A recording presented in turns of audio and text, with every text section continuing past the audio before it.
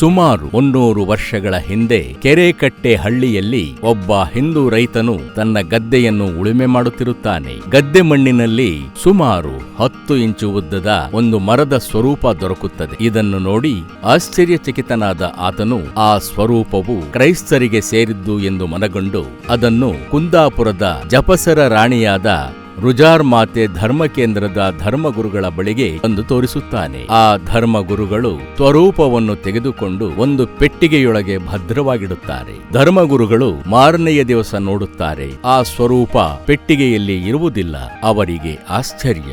ಆ ಸ್ವರೂಪವು ಪವಾಡ ಸದೃಶ್ಯವಾಗಿ ಆ ರೈತನ ಮನೆಯಲ್ಲೇ ಹಿಂತಿರುಗಿ ಬಂದದ್ದು ತಿಳಿದು ಬರುತ್ತದೆ. ಆಸುಪಾಸಿನ ಜನರೆಲ್ಲರೂ ಒಂದೆಡೆ ಸೇರಿ ಆ ಸ್ವರೂಪಕ್ಕೆ ಆ ಊರಿನಿಂದ ಬೇರೆ ಕಡೆ ಹೋಗಲು ಇಚ್ಛೆಯಿಲ್ಲ ಎಂದು ಚರ್ಚಿಸುತ್ತಾರೆ.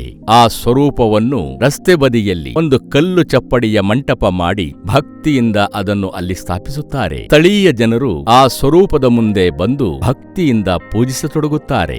ಆ ಘಟ್ಟದಲ್ಲಿ ಗೋವಾದಿಂದ ಆಗಮಿಸಿದ ಫಾದರ್ ಜೋಸೆಫ್ ವಾಸ್ ರವರು ಆ ಸ್ವರೂಪವನ್ನು ಗಮನಿಸಿ ಇದು ಸಂತ ಅಂತೋಣಿಯವರ ಮೂರ್ತಿ ಎಂದು ಸಂತರ ವಿಶೇಷತೆಯ ಬಗ್ಗೆ ತಿಳಿಸಿ ಹೇಳುತ್ತಾರೆ. ಊರಿನ ಜನರಿಗೆ ಸಂತ ಅಂತೋಣಿಯವರ ಬಗ್ಗೆ ಗೌರವ ಭಾವ ಮೂಡುತ್ತದೆ. ಹುಲ್ಲಿನ ಗುಡಿಸಿಲೊಂದನ್ನು ಕಟ್ಟಿ ಆ ಸ್ವರೂಪವನ್ನು ಸ್ಥಾಪನೆ ಮಾಡಿ ಆರಾಧಿಸತೊಡಗುತ್ತಾರೆ. ಸ್ವರೂಪದ ವಿಶೇಷತೆಯನ್ನು ಅರಿತ ಸುತ್ತಮುತ್ತಲ ಹಳ್ಳಿಗಳಲ್ಲಿ ಜನರು ಹಾಗೂ ಪಟ್ಟಣದ ನಿವಾಸಿಗಳು ಆ ಗುಡಿಸಿಲಿನ ಬಳಿ ಬಂದು ತಮ್ಮ ಕಷ್ಟ ಕಾರ್ಪಣ್ಯಗಳಿಗೆ ಪರಿಹಾರ ನೀಡೆಂದು ಭಕ್ತಿಯಿಂದ ಬೇಡತೊಡಗುತ್ತಾರೆ. ಜನರ ಬೇಡಿಕೆಗಳು ಈಡೇರಿದಂತೆ ಆ ಗುಡಿಸಿಲ ಬಳಿ ಮೊಣಕಾಲೂರಿ ಕೃತಜ್ಞತೆಗಳನ್ನು ಸಲ್ಲಿಸತೊಡಗುತ್ತಾರೆ. ಎತ್ತಿನ ಗಾಡಿಗಳು ಆ ಕಾಲದ ಜನರ ಪಯಣದ ಪ್ರಮುಖ ಸಾಧನವಾಗಿತ್ತು. ಗಾಡಿಗಳನ್ನು ಈ ಪುಣ್ಯಕ್ಷೇತ್ರದ ಎದುರುಗಡೆ ಸ್ವಲ್ಪ ಸಮಯ ನಿಲ್ಲಿಸುತ್ತಿದ್ದರು. ಸಂತರಿಗೆ ಗೌರವ ನಮನ ಅರ್ಪಿಸುತ್ತಿದ್ದರು. ನಂತರ ಮುಂದೆ ಸಾಗುತ್ತಿದ್ದರು. ಗುಡಿಸಿಲ ಮುಂದೆ ಸಂತ ಅಂತೋಣಿಯವರಿಗೆ ಗೌರವ ನಮನ